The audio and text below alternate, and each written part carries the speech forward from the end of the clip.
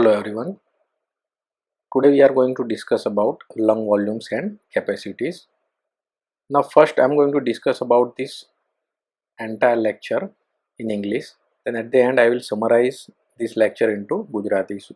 So it will be little bit easier for you guys to understand. Now we have already discussed about pulmonary ventilation. So we know that it is made up of two processes, inspiration and expiration.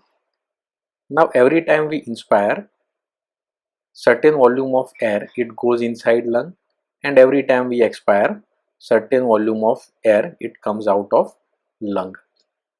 Now this volume of air is different in different situation, like it is different during resting condition, it is different during exercise. It also varies according to gender, age. So let's discuss about these lung volumes and capacities. Now these lung volumes and capacities, it is divided mainly into two types: static lung volumes and dynamic lung volumes. Now whenever time factor is not considered, it is known as static volumes and its unit is milliliter. Whenever we consider time factor, it is known as dynamic lung volumes and capacities, and it is expressed in milliliter per minute.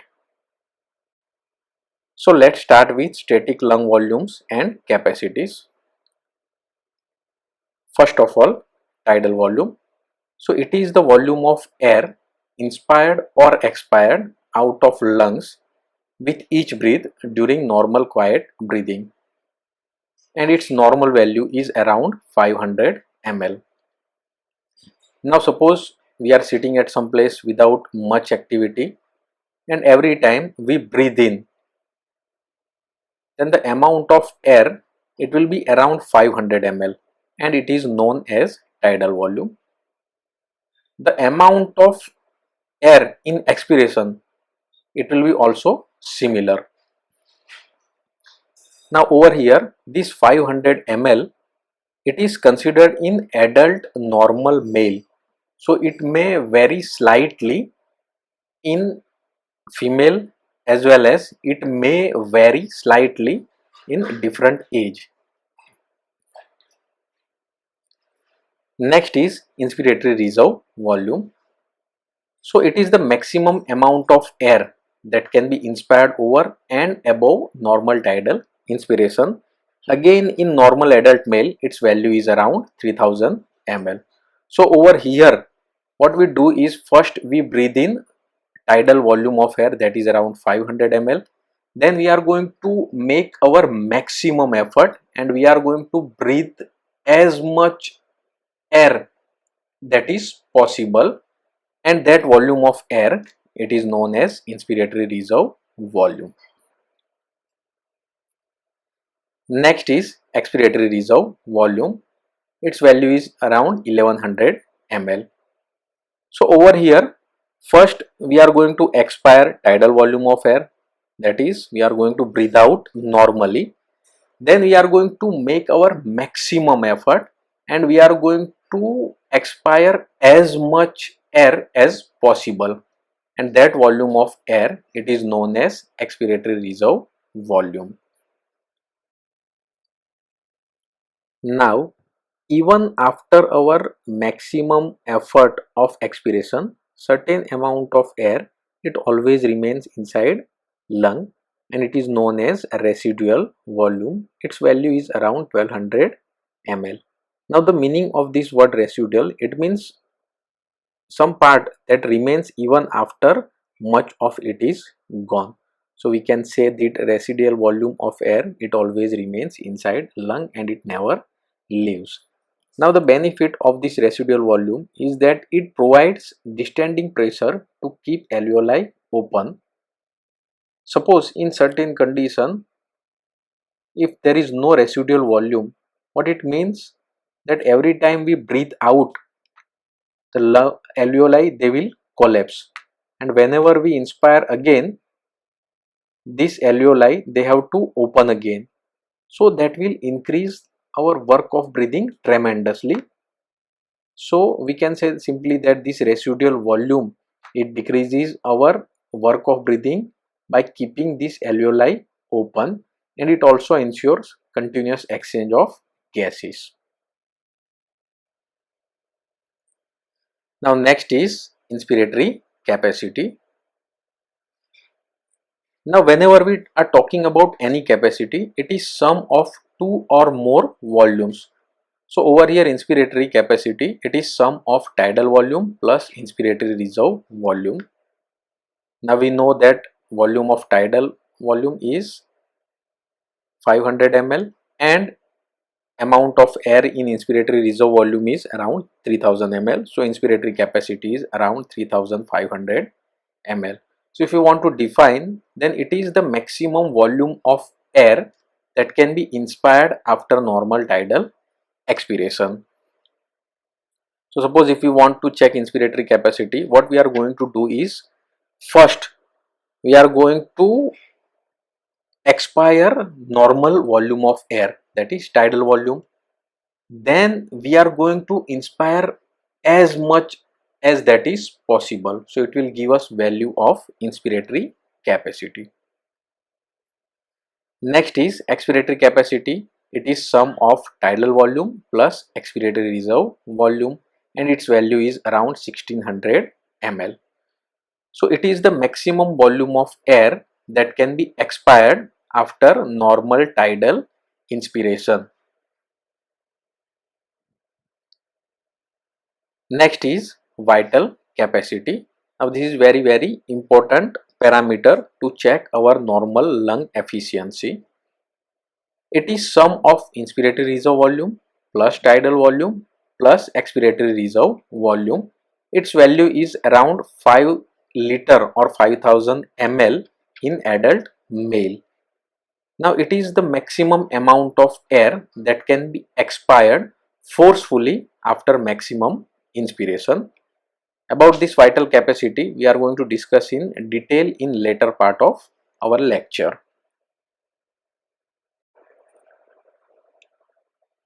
Next is functional residual capacity. It is sum of expiratory reserve volume and residual volume. So it is the volume of air that remains in both the lungs after normal tidal expiration.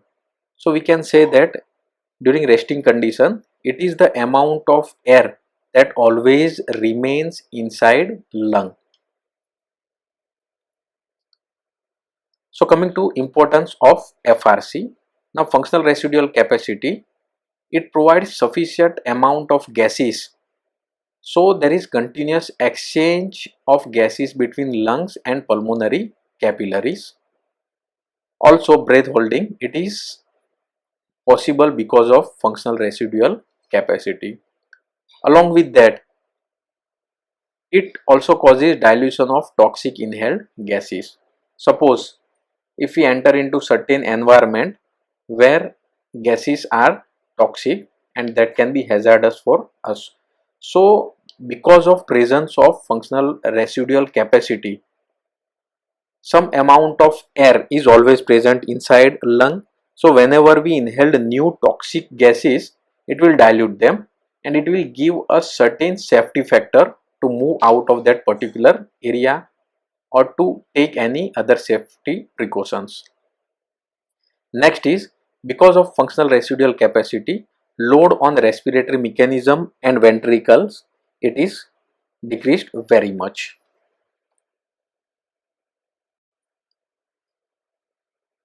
Next is total lung capacity.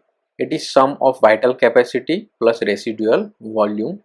In adult male, its value is around 6 liter.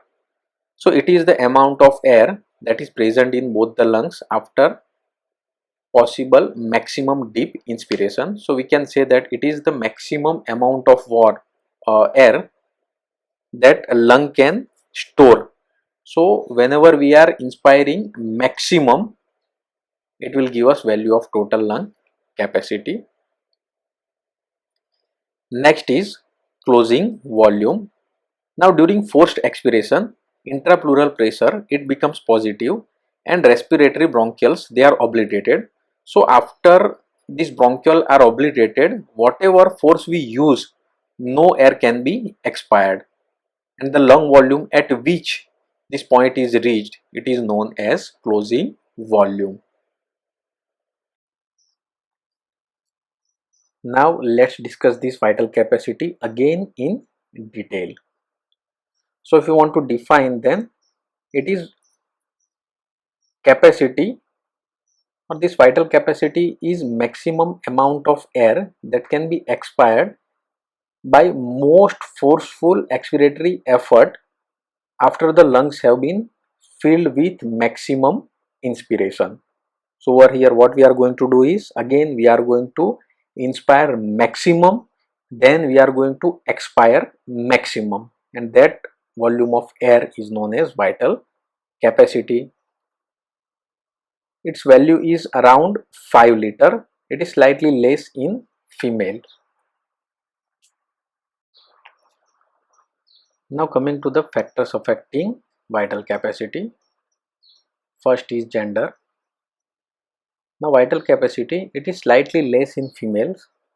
The reason is, in male the chest cage, it is slightly larger as compared to female. Second factor is body build. Vital capacity, it is slightly more in long and thin individuals. Reason is again because of larger chest cage or thoracic cage. Next factor that affects vital capacity, it is posture. Now when we are sleeping, our abdominal viscera, they slightly push our diaphragm upwards, and because of that vital capacity it is slightly decreased. And in case of standing position, vital capacity it is highest because viscera is lower, and because of that diaphragm is also slightly lower. Next is lifestyle. Vital capacity, it is more in active and athletic person, while it is slightly less in sedentary person. Next is occupation. Vital capacity, it is slightly more in certain professions like artists who play flute or mouth organ, etc. Now this vital capacity, it is slightly less during pregnancy because diaphragm is pushed upwards because of enlarged uterus. Now if we talk about physiological significance of vital capacity, it simply indicates respiratory efficiency. Now this vital capacity, it is reduced during both obstructive and restrictive diseases.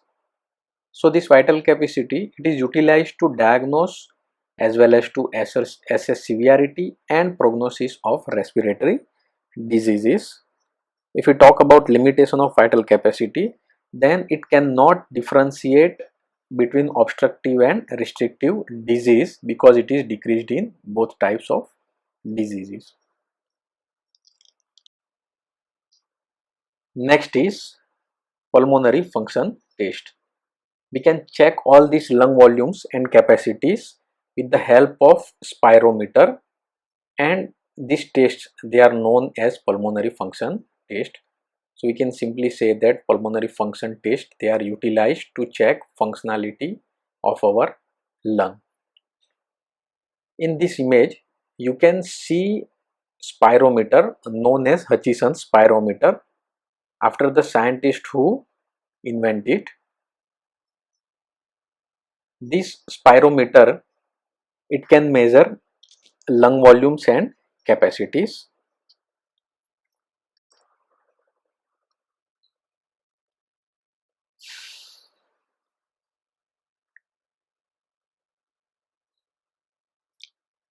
Now if you simplify this image of spirometer for our understanding, then the diagram it will look like this. Over here you can see a water tank. Inside of this water tank there is presence of this floating drum. This floating drum is empty and there is presence of air inside this floating drum. The inside of this floating drum, it is connected to this empty rubber tube. On one end of this rubber tube there is presence of mouthpiece through which we can inspire or expire air inside this floating drum. One end of this floating drum, it is attached to this chain, and on another end of this chain there is counterbalancing weight is attached.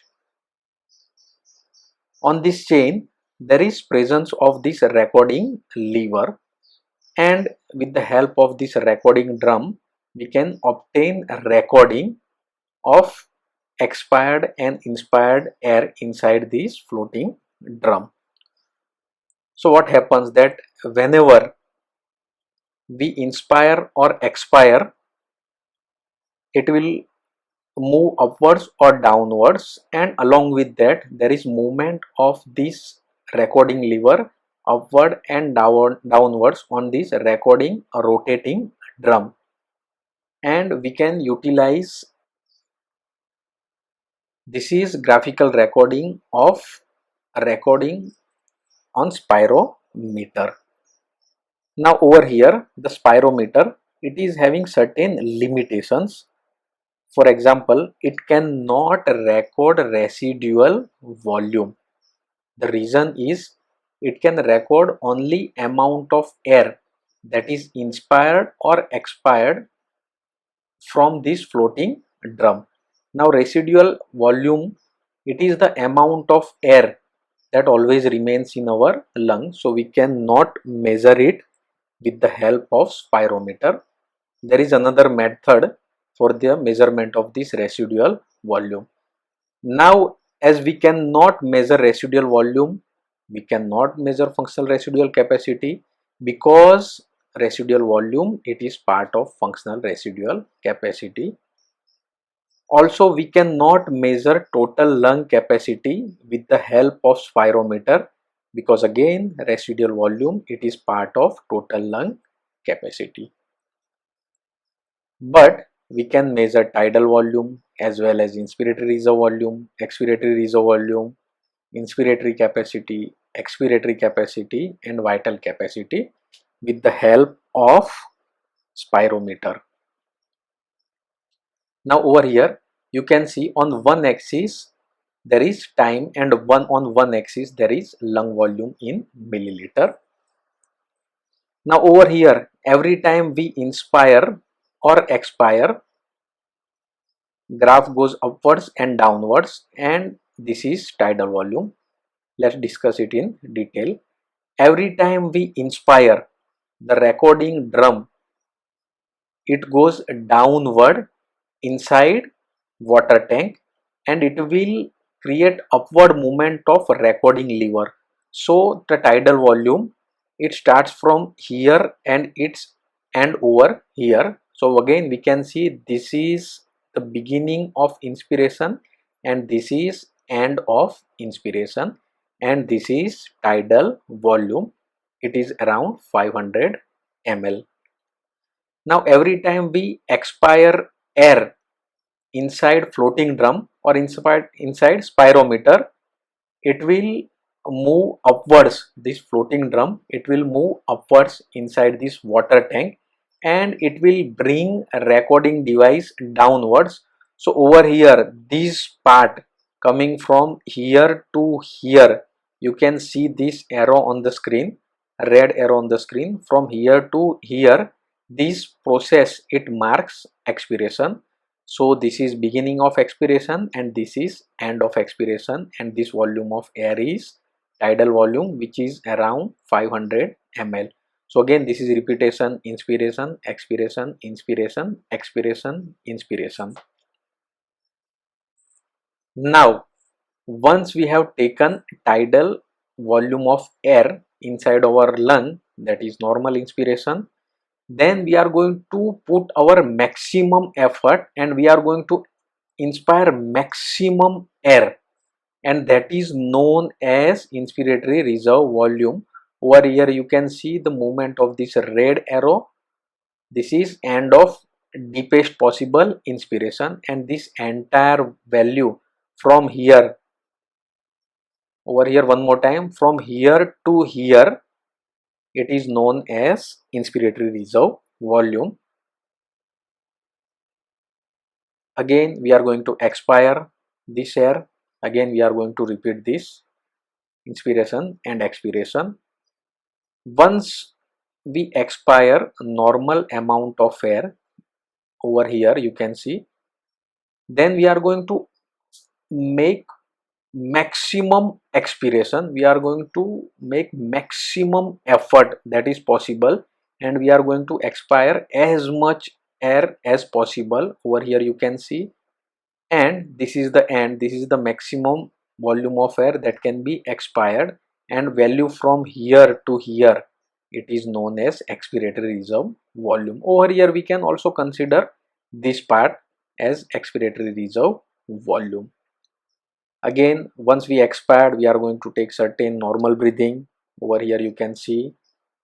Now once, if we want to count inspiratory capacity, then we have to take sum of this tidal volume as well as inspiratory capacity also.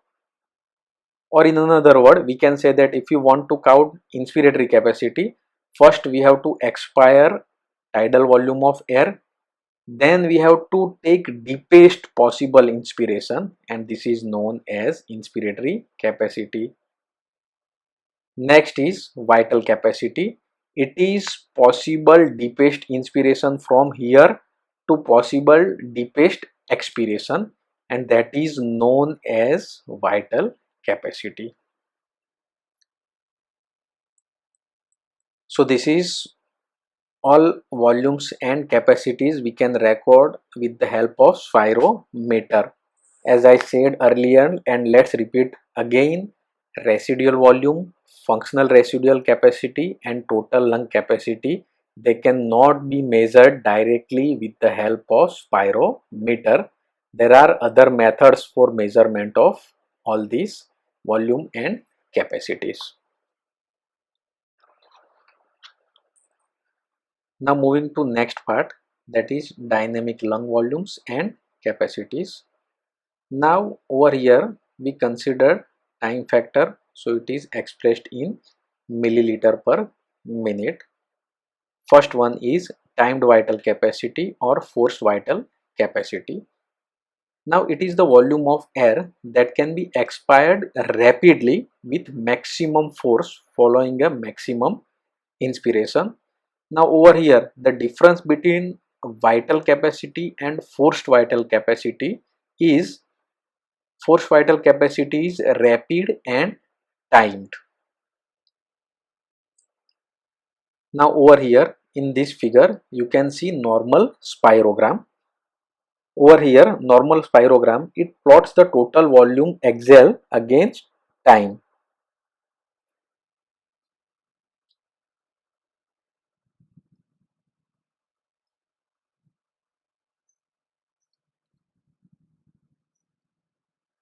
Now in this graph you can see that this graph becomes flat after about 3-4 seconds, because the total volume of air which can be exhaled is expelled within this particular time.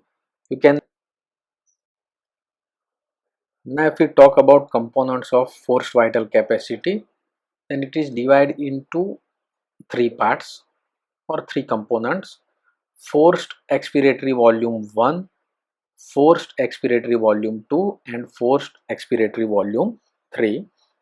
Now forced expiratory volume 1 or FEV1, it is the volume of air that is expired in first second.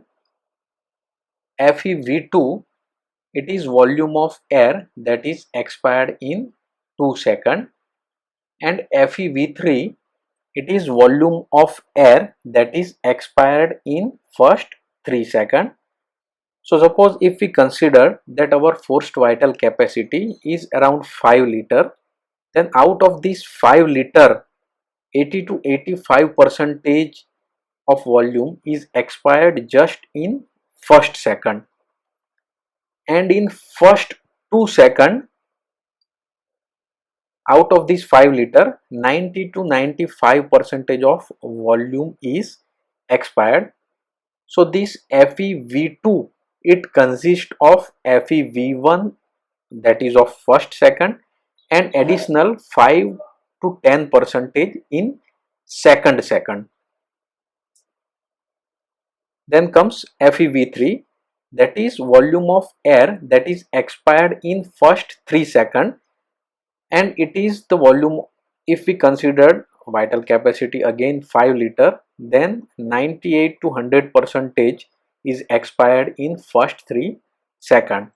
So if we can say that in first second 80 to 85%, that is FeV1, in second part 5 to 10%. So FeV2 is equal to FeV1 along with volume of air that is expired in second, and FeV3, it is volume of air that is expired in first second, and third second.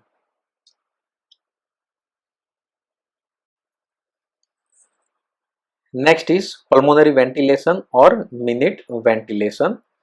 Now it is the volume of air that is expired or inspired by the lungs in 1 minute. So now we know that our respiratory rate, it is around 12 to 15 per second. So pulmonary ventilation, it is tidal volume into respiratory rate. So that is 500 multiplied by 12. So the pulmonary ventilation's value is around 6 liter per minute. Next is maximum breathing capacity or maximum voluntary ventilation or maximum ventilation volume. So it is the maximum volume of air that can be ventilated on command during a given interval. Now over here we take this interval usually as around 15 seconds, and then we count this maximum ventilation volume per minute. So normal value of maximum ventilation volume is 80 to 170 liters per minute. Now over here the important terminology or keyword is on command,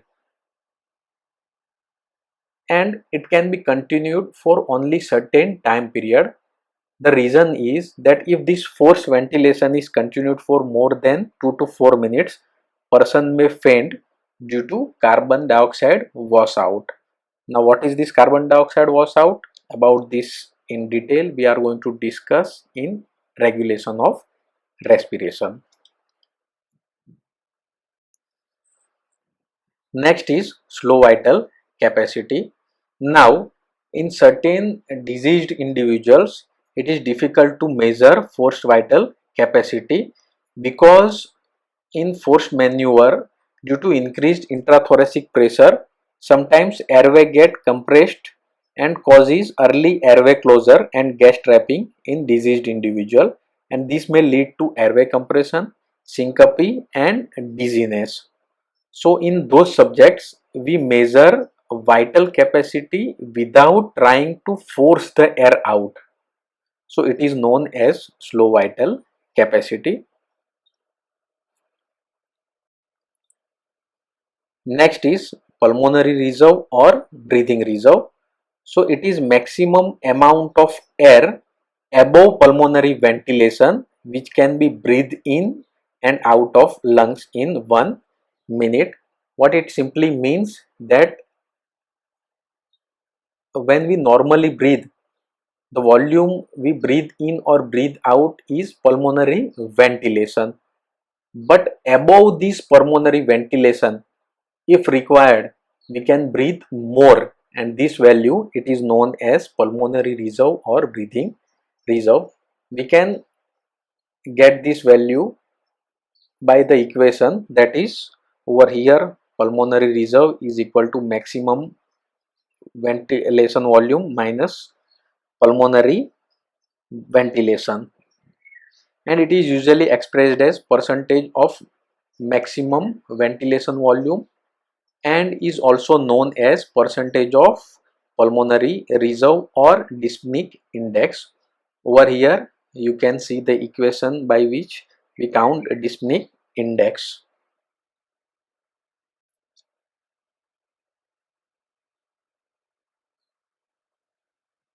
One more parameter is peak expiratory flow rate or PEFR. It is the maximum rate at which air can be expired after a deep inspiration, and its normal value it is 400 to 600 liter per minute, and it is measured by Wright's peak flow meter. Now next is clinical application of this pulmonary function test. Now this pulmonary function test, they can demonstrate two basic patterns of disorder: obstructive disorders and restrictive disorders. Now let's discuss about obstructive lung diseases. Now over here there is increased resistance to airflow. For example, in case of asthma, the airway wall they become of smooth muscles, they are contracted, so there is a difficulty in inspiring and expiring. Certain other conditions, they are chronic bronchitis. Over here airway lumen is partially obstructed by secretions. Another condition is emphysema. Over here there is destruction of lung parenchyma and it leads to decreased radial traction. One more disease is chronic obstructive pulmonary disease. We can simply say that it is combination of chronic bronchitis and chronic emphysema. Next one is restrictive lung disease. Over here it is difficult to expand the lung. The different diseases under restrictive lung disease are pulmonary fibrosis, silicosis, asbestosis, tuberculosis and pneumonia. Over here destruction of lung parenchyma which is replaced by fibrous tissue. Other conditions, they are pneumothorax and pleural effusion. Over here there is abnormality in pleura. In pneumothorax there is collection of air, and in pleural effusion there is collection of fluid into pleural cavity. And last one is paralysis of respiratory muscle.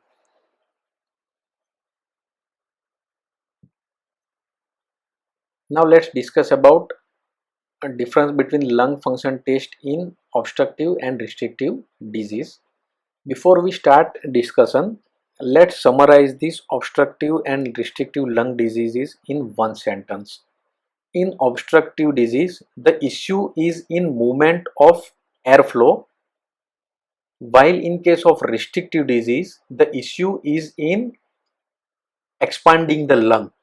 So if you can understand this difference, you can easily understand all these tests.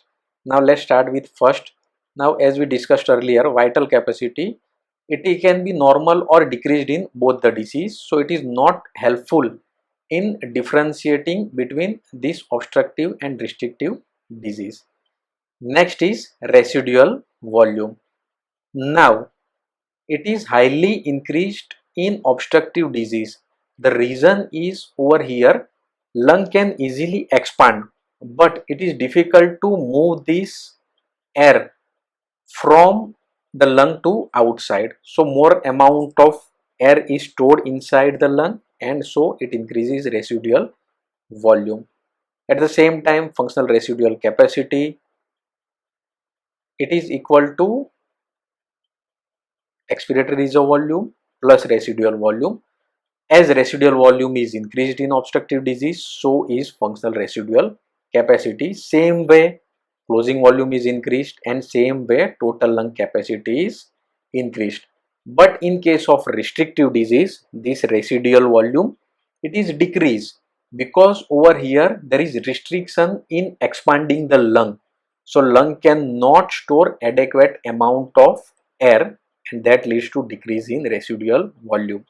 And as this residual volume is decreasing in restrictive diseases, so is functional residual capacity, and so is closing volume, and so is total lung capacity is reduced.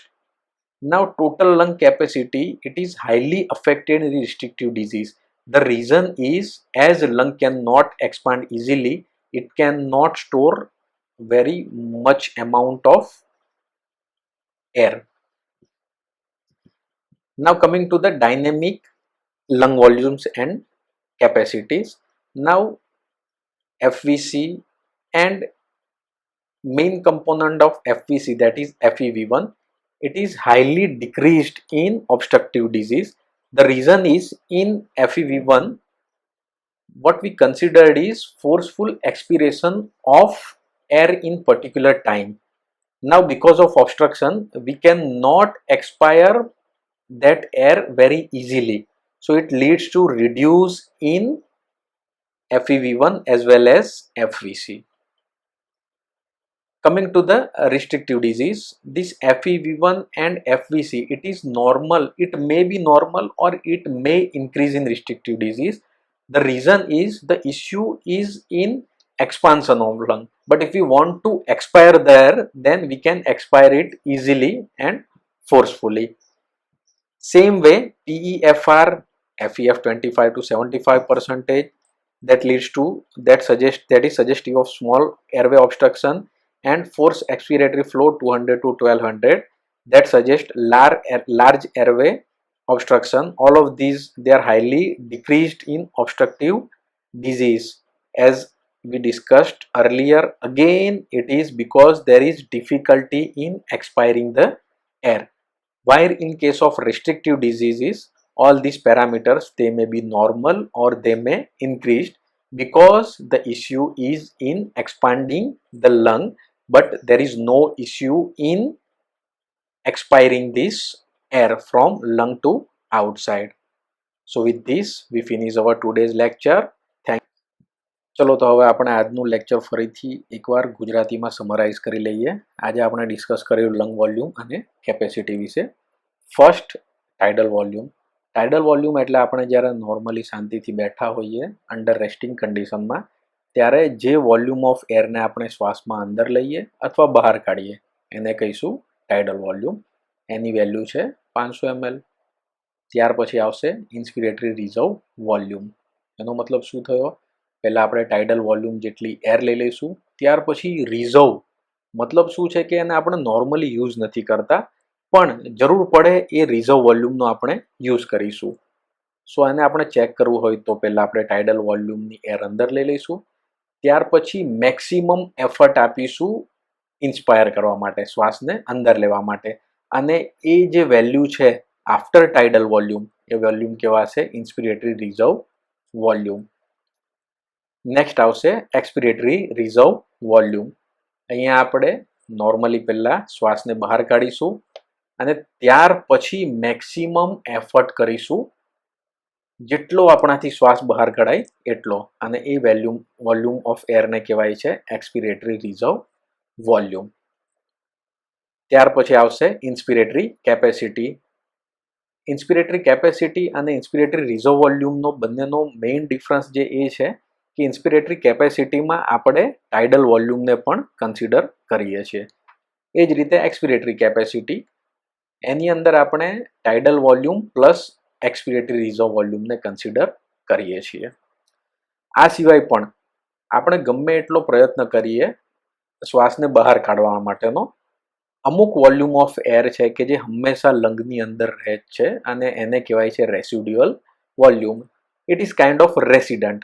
The word residual, it comes from resident. Resident મતલબ શું કે રહેવાસી, કે જે કોઈ દિવસ ત્યાંથી એ ખાલી કરતું નથી. એટલે આ વોલ્યુમ ઓફ એર એવું છે કે જે ત્યાં હંમેશા ત્યાં રહેશે. ત્યાર પછી આવશે functional residual capacity. Functional residual capacity એટલે એક્સપિરેટરી રિઝર્વ વોલ્યુમ અને રેસિડ્યુઅલ વોલ્યુમનો સરવાળો. એનો મતલબ શું થયો કે જ્યારે આપણે નોર્મલી શ્વાસ લેતા હશું ત્યારે જે આ ફંક્શનલ રેસિડ્યુઅલ કેપેસિટી છે એટલી વોલ્યુમ ઓફ એર એ હંમેશા લંગની અંદર રહેશે જ.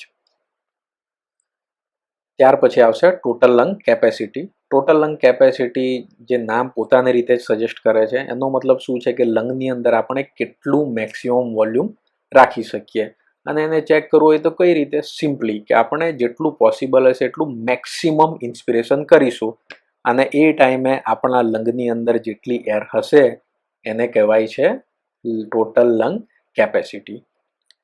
ત્યાર પછી આવશે વાઇટલ કેપેસિટી. આ એક ખૂબ જ ઇમ્પોર્ટન્ટ પેરામીટર છે આપણા લંગ ફંક્શનને ચેક કરવા માટે. અહીંયા શું કરીશું? આપણે પહેલા મેક્સિમમ પોસિબલ ડીપ ઇન્સ્પિરેશન લઈશું, જેટલો શ્વાસ આપણાથી અંદર લેવાશે એટલો અંદર લઈશું, અને ત્યાર પછી જેટલો શ્વાસ આપણાથી બહાર કાઢાશે એને આપણે બહાર કાઢીશું, અને આ જે ટોટલ વેલ્યુ થઈ એને કહેવાય છે વાઇટલ કેપેસિટી. અને આ જે લંગ વોલ્યુમ્સ અને કેપેસિટીઝને ચેક કરવા માટેનું સાધન છે એને કહેવાય છે હચિસન્સ સ્પાયરોમીટર, અને જે આ પ્રેક્ટિકલ છે એને કહેવાશે સ્પાયરોમેટ્રી. આના વિશે તમે વધારે ડિટેલમાં ભણશો પ્રેક્ટિકલની અંદર. ત્યાર પછી આવશે dynamic lung volume.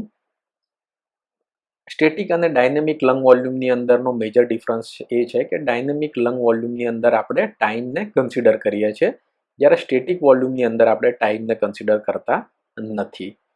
Dynamic lung વોલ્યુમની અંદર સૌથી ઇમ્પોર્ટન્ટ પેરામીટર છે forced vital capacity. Vital capacity અને ફોર્સ વાઇટલ કેપેસિટીનો ખાલી એકમાત્ર ડિફરન્સ છે કે ફોર્સ વાઇટલ કેપેસિટીની અંદર એ રેપિડ હશે અને એ ટાઈમ્ડ હશે. અને જે આ ફોર્સ વાઇટલ કેપેસિટી છે એના 3 કમ્પોનન્ટ્સ છે, FeV1, FeV2 અને FeV3. FeV1 એટલે પહેલી 1 સેકન્ડની અંદર જેટલી એર એક્સપાયર થઈ એ. FeV2 એટલે પહેલી 2 સેકન્ડની અંદર જેટલી એર એક્સપાયર થઈ એ. એનો મતલબ એ કે FeV2 ની અંદર FeV1 તો આવી જ જશે. FeV3 એટલે પહેલી 3 સેકન્ડની અંદર જે એર એક્સપાયર થઈ એ. એનો મતલબ શું થયો કે FeV3 ની અંદર FeV1 આવી જશે, FeV2 પણ આવી જશે. હવે જો આપણે 3ની વેલ્યુ કમ્પેર કરીએ તો આપણને ખ્યાલ આવશે કે ટોટલ ફોર્સ વાઇટલ કેપેસિટીનું 80 થી 85% વોલ્યુમ એ તો ફક્ત પહેલી સેકન્ડની અંદર જ એક્સપાયર થઈ જાય છે, અને માંડ 10 થી 15% બાકી રહે છે કે જે બીજી અને ત્રીજી સેકન્ડની અંદર એક્સપાયર થશે. તો એનો મતલબ એ આપણે કહી શકીએ કે જે સૌથી આ 3 જે કમ્પોનન્ટ છે FVCના, એમાં સૌથી ઇમ્પોર્ટન્ટ કમ્પોનન્ટ છે FeV1, કારણ કે એની અંદર 80 to 85% ઓફ એર છે એ એક્સપાયર થઈ જશે. ત્યાર પછી જો આપણે વાત કરીએ તો આ લંગ ફંક્શન ટેસ્ટ અથવા પલ્મોનરી ફંક્શન ટેસ્ટનો ઉપયોગ શું છે, તો એમનો ઉપયોગ છે ઓબ્સ્ટ્રક્ટિવ અને રિસ્ટ્રિક્ટિવ લંગ ડિઝીઝને આઈડેન્ટિફાય કરવા માટે. ઓબ્સ્ટ્રક્ટિવ ડિઝીઝ, ઓબ્સ્ટ્રક્શન એટલે શું છે કે ભાઈ કોઈ વસ્તુ જતી હોય એને તમે ઓબ્સ્ટ્રક્ટ કરો. તો ઓબ્સ્ટ્રક્ટિવ ડિઝીઝની અંદર જે પણ એરની મૂવમેન્ટ છે એ ઓબ્સ્ટ્રક્ટ થશે, અને આની અંદર જે લંગની એક્સપાન્ડ થવાની કેપેસિટી છે એની ઉપર કોઈ ઇફેક્ટ નહીં આવે. જ્યારે રિસ્ટ્રિક્ટિવ ડિઝીઝની અંદર લંગનું જે એક્સપાન્શન છે એમાં રિસ્ટ્રિક્શન આવી જશે, પણ અહીંયા એરને અંદર બહાર નીકળવામાં કોઈ તકલીફ નહીં પડે. જો આ વસ્તુ આપણે સમજી જઈએ તો જે લંગ ફંક્શન ટેસ્ટ છે એમનું રિઝલ્ટ શું આવશે ઓબ્સ્ટ્રક્ટિવ અને રિસ્ટ્રિક્ટિવ ડિઝીઝમાં એ આપણને ઇઝીલી ખ્યાલ આવી જશે. તો ચલો એ પણ એકવાર જોઈ લઈએ. ઇમ્પોર્ટન્ટ પેરામીટર છે વાઇટલ કેપેસિટી, પણ વાઇટલ કેપેસિટીથી આપણે બંને ડિઝીઝ ડાયગ્નોઝ કરી શકીશું. વાઇટલ કેપેસિટી ડિક્રીઝ થઈ હશે તો આપણે કહી શકીએ કે ભાઈ એડવાન્સ સ્ટેજ છે ઓબ્સ્ટ્રક્ટિવ અને રિસ્ટ્રિક્ટિવ ડિઝીઝનો, પણ બંને વચ્ચે આપણને ડિફરન્સ ખબર નહીં પડે. હા, જો અર્લી સ્ટેજ હશે બંને ડિઝીઝનો તો ચાન્સીસ આર ધેર કે વાઇટલ કેપેસિટી નોર્મલ હોઈ શકે. ત્યાર પછી જો આપણે બીજા પેરામીટરની વાત કરીએ તો એની અંદર જેટલા પણ પેરામીટર છે કે જે ડાયનેમિક લંગ ફંક્શનના પાર્ટ છે કે જેની અંદર આપણે એરને ફોર્સફુલી એક્સપાયર કરીએ છીએ, તો એ બધા જ ડિક્રીઝ થશે ઓબ્સ્ટ્રક્ટિવ ડિઝીઝની અંદર, કારણ કે એમાં એરને બહાર નીકળવામાં તકલીફ પડે છે. જ્યારે રિસ્ટ્રિક્ટિવની અંદર એ નોર્મલ હશે અથવા ઇન્ક્રીઝ થશે, કારણ કે અહીંયા એરને બહાર નીકળવામાં કોઈ તકલીફ નથી પડતી. એ સિવાય જે સ્ટેટિક લંગ વોલ્યુમ્સ અને કેપેસિટીઝ છે તો એ જે છે એ ઓબ્સ્ટ્રક્ટિવ ડિઝીઝ છે એની અંદર નોર્મલ હોઈ શકે અથવા ઇન્ક્રીઝ હોઈ શકે, પણ એ જ વસ્તુઓ રિસ્ટ્રિક્ટિવ ડિઝીઝની અંદર ડિક્રીઝ થશે. એનું કારણ એ છે કે અહીંયા લંગને એક્સપાન્ડ થવામાં તકલીફ પડે છે. તો હોપફુલી તમને આ બધામાં ખ્યાલ આવી ગયો છે, અને આપણે આજનું લેક્ચર આ સાથે જ ફિનિશ કરીએ છીએ. તમને કોઈ પણ ક્વેરી હોય તો તમે મને આની જોડે જે આપણે ગૂગલ શીટ અટેચ કરી છે એના ઉપર પૂછી શકો છો. Thank you very much. Stay home and stay safe.